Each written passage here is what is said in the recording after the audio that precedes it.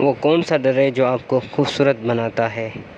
तो इस सवाल के लिए आपको मिलेंगे पूरे 10 सेकंड्स। तो आपका टाइम स्टार्ट।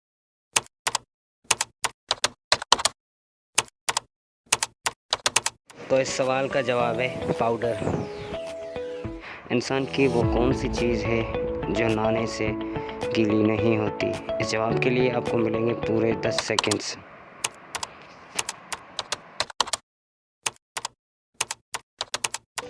तो इस सवाल का जवाब है साया।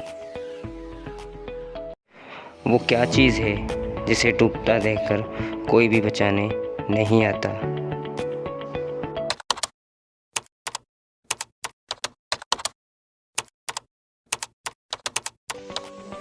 तो इस सवाल का जवाब है सूरज।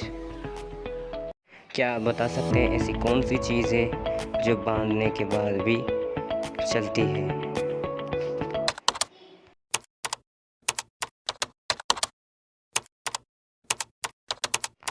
इस सवाल का जवाब है हाथ की घड़ी।